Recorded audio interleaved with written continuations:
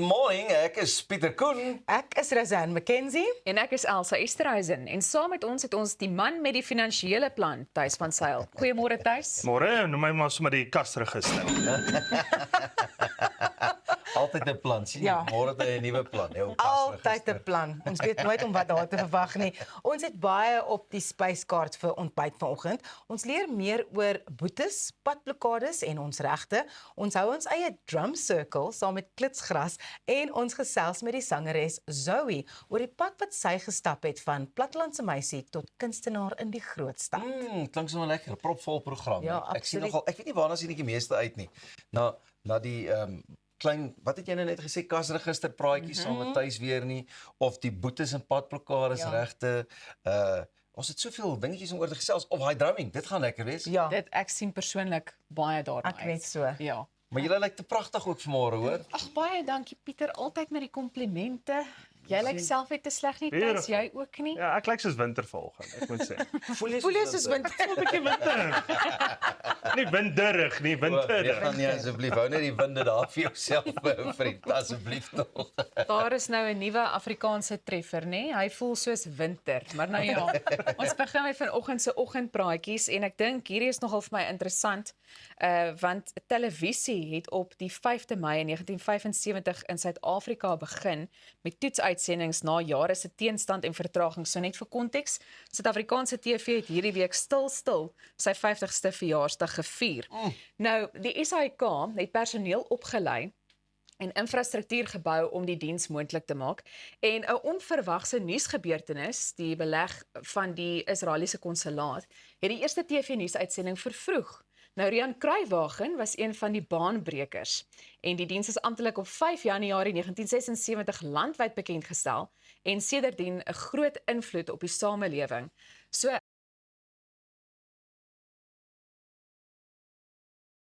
persoonlik baie respek ook vir iemand soos Rian Kruiwagen. Ja. So wat was julle gunsteling TV-programme destyds en waarom? Raas, kom ons begin met jou. Ek was 'n groot aanhanger van MacGyver as kind. Ek het dit so interessant gevind. Elke Vrydag aand, ek dink dit was 7 uur, ja.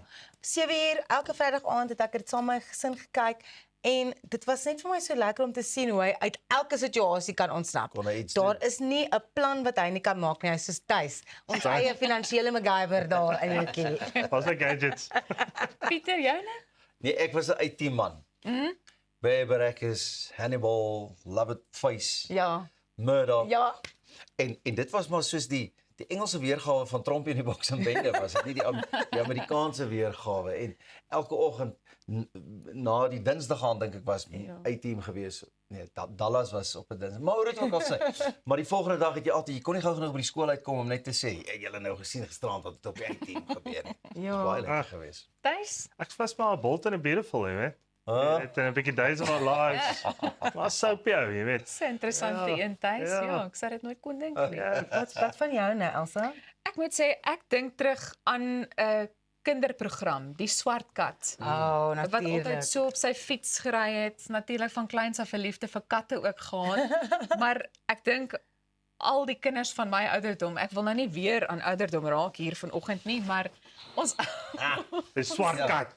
ons almal het daai program nogal geniet en ons so ingeleef. Swart kat was ook op toe ek klein was, Elsa. Ja. Al was dit En, baie lank voor jy klein was. Maar ek dink hierdie kan 'n program van sy eie wees om te gesels oor die geskiedenis van Suid-Afrikaanse TV en waar dit gaan, die uitdagings wat hulle gehad het. Ja. Ek meen ons eie Annie het nogal 'n lekker storie of drie wat hy kan deel Ja. oor sy daar by die SAIK. Ek dink ook die televisielandskap het nou so verander, veral met die stromingsdienste. Daai herinnering wat jy nou genoem het van die volgende dag gaan praat jy met jou maatjies by die skool om uit te vind wat hulle gekyk het en hoe hulle die program ervaar het.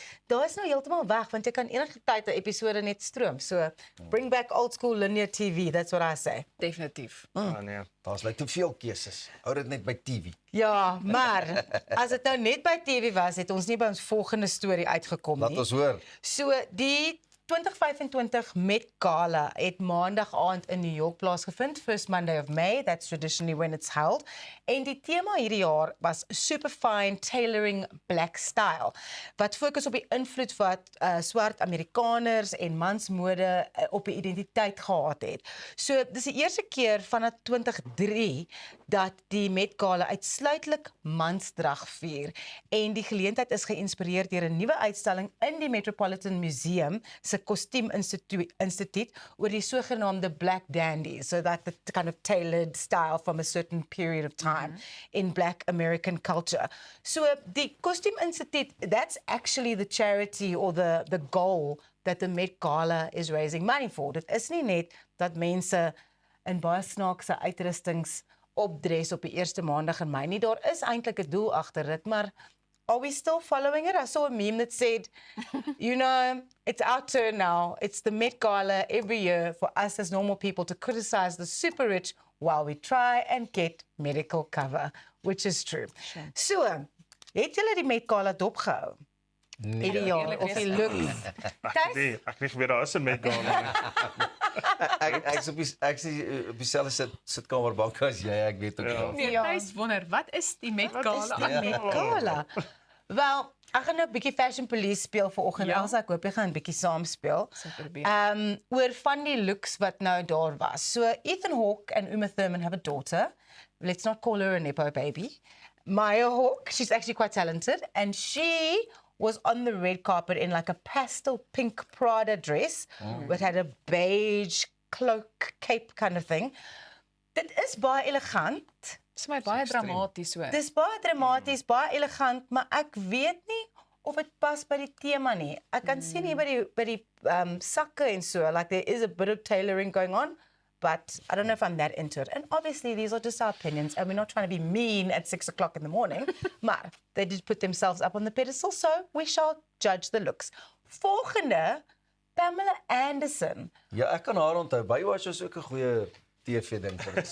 Ja, Daar is geen mention, jy weet. Ek dink ek was so Nou is dit Golden and beautiful na Pamela. Hoe het sy gelyk? Natuurlik Wat het dan net uitgeword? sy lyk nou heeltemal anders, Sy het maar veel sy het ook geword, hierdie natural Yes, beauty nou van haar heeltemal embrace. She's like really into not wearing much makeup and just being a 57-year-old Tanny, and I think she looks great.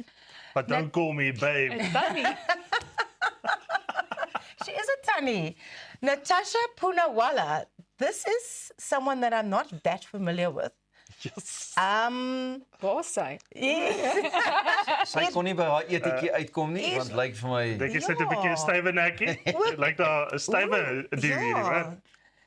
Okay, en dan Lisa from Blackpink, the K-pop band. ja. This look is a little bit upsetting to me, the Lisa look. Want sy het ons sal op ons sosiale media dalk 'n foto daarvan post en dan kan jy saamgesels. Nee, daar sy. So Daar is sy. So sy het nou die tailoring is in die baadjie, Oh, wow. but the underpants are what leaves a lot Nee, to wat? be Kom ons los desired. dit by daai onderklere asseblief. Ons tog los maar. dit nou daar. Wat 'n storie. Ja, seker ingeskakel bly want net hierna gesels ons verder hier op Goeiemôre, Good Morning, bly net waar jy is. Sjoe.